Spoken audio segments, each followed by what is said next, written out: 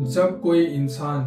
किसी सामान प्रोडक्ट के अंदर अपना वैल्यू स्टोर करने का प्लान करता है, उस प्रोडक्ट का रेगुलर मार्केट डिमांड से काफी ज्यादा डिमांड हो जाता है और उसके वजह से उस पर्टिकुलर सामान का प्रोडक्ट का प्राइस बहुत ज्यादा बढ़ जाता है। मान लेते हैं कि एनुअली 20 लाख टन का कॉपर कंज्यूम करता है market for production and consumption और उसका प्राइस है प्रति टन का 1 लाख रुपए, करीब करीब 20,000 करोड़ रुपए उसका वैल्यू हो जाता है। और एक बिलियनियर आता है और बोलता है कि मैं अपना जो 2000 करोड़ का संपत्ति है, वेल्थ है, उसको मैं कॉपर में इन्वेस्ट करने का प्लान कर रहा हूँ। अब जब वो इन्वेस्ट करना शुरू करता है तो भाई आसानी तरीके से मिलती है नहीं, तो मार्केट में हल्ला तो मचता ही है।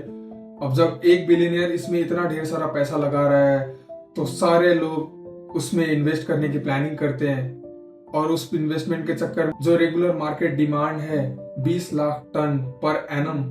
उससे एक्सीड कर जाता है। उसके वजह से प्राइस भी काफी ज्यादा बढ़ जाती है और एक टाइम पे, जस्ट एन एग्जांपल,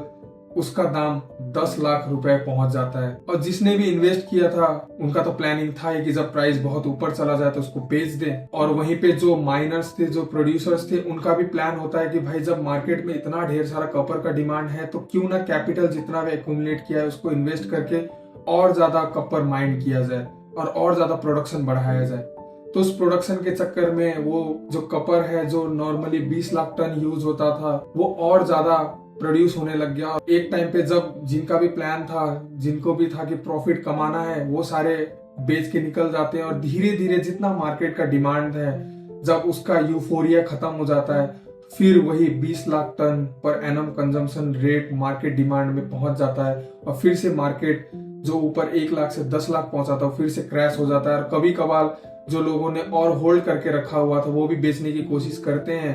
तो उसके वजह से वो 1 लाख रुपए से भी नीचे प्रति टन में चला जाता है। तो इसी तरीके से जो भी कमोडिटी प्रोडक्ट्स हैं, जैसे कि कॉपर हो गया, जिंक हो गया, ब्रास हो गया, ऑयल हो गया, ये हमेशा मार्केट के जो डिमांड्स है, नीड्स है, कंजम्पशन है, उसी के हिसाब से हमेशा रेगुलेटेड रहते हैं। और जिनका प्रोडक्शन बाहर से इन्फ्लुएंस करके बढ़ाया जा सकता है लालच की वजह से, उनके वजह से जो प्रोडक्ट का प्राइस है वो हमेशा फ्लक्चुएट अप एंड डाउन होता रहता है।